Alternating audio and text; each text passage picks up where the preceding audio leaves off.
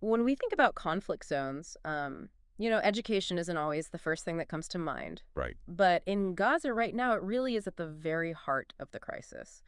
We're doing a deep dive today on a UN report about the state of Palestinian education there. Yeah. And Important stuff. it is important. It's a tough read, but it's incredibly important to understand. Absolutely. Mm. This report isn't, just about statistics or numbers. Right. It's about the very real human impact of this crisis Yeah. on children and their futures. And speaking of numbers, they are pretty staggering. The report states over 10,000 children and 411 teachers confirmed dead. Almost every single school Wow. damaged or destroyed. It's It's hard to even wrap your head around figures like that. Yeah, it is. And it's easy to kind of get lost in the enormity of it all. Yep. But what we need to remember is that behind every single one of those numbers is a life, a future, Yeah. and potential that's been tragically impacted.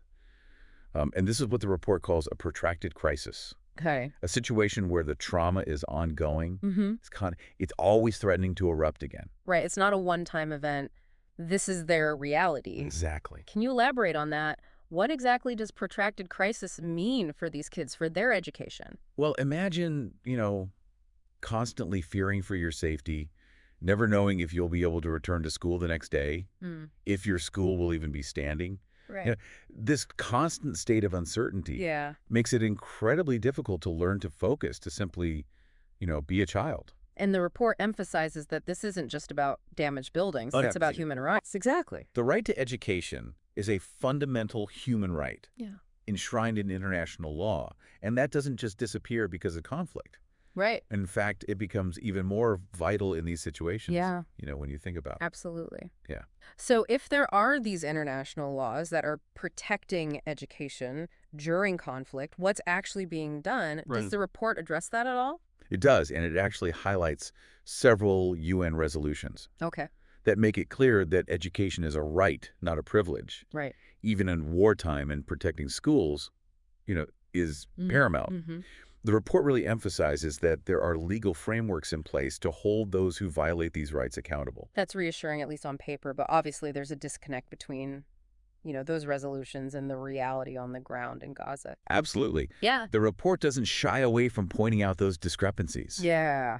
It really highlights the urgent need for the international community to not only acknowledge these violations, Right. but to actively work towards enforcing the existing legal protections for students and educators in conflict zones. Okay, so that's the legal side of things, but what about the human side?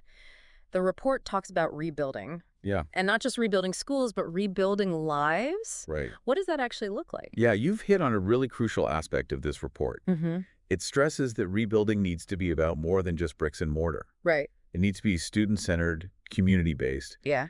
and focused on addressing the profound psychological and emotional impacts of this crisis. Can you give me a concrete example of what that might look like in action? Well, imagine, for example, a school Yeah. designed not just as a place to learn, Mm-hmm. but also as a safe space for children who have experienced trauma, Okay. where teachers are trained to recognize and address the effects of that trauma on learning, Yeah. where the curriculum incorporates the experiences and realities of these students' lives, and where the community is actively involved in the process of healing and rebuilding. That makes a lot of sense, creating an environment where these kids feel seen, heard, and supported. Exactly. It's about recognizing that education in a post-conflict zone is about so much more than just catching up on missed lessons. Yeah. It's about rebuilding a sense of normalcy, Right. providing hope for the future, and empowering an entire generation to break the cycle of conflict. It's a huge task, and I imagine many of our listeners might be feeling a little overwhelmed at this point. It's easy to feel powerless in the face of such a large-scale crisis. What can one person, even someone deeply moved by this report, actually do? You're right, the scale of this crisis is immense. But that doesn't mean individual actions are insignificant. The report actually concludes with a really powerful call to action, Okay. highlighting ways we can all contribute to creating a better future for the children of Gaza. And what are some of those concrete steps we can take? Well, first and foremost, the report really urges, continued international pressure for a ceasefire. Right. That's absolutely crucial for, creating a stable environment where rebuilding can even begin.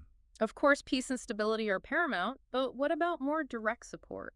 Right, so that's the second prong of their call to action. Okay. The report specifically highlights the work of UNRWA, Mm-hmm. the United Nations Relief and Works Agency for Palestine refugees. Mm-hmm. Um, they're on the ground right now providing essential services, like food, water, shelter, and, yes, education Right. to those affected by the crisis.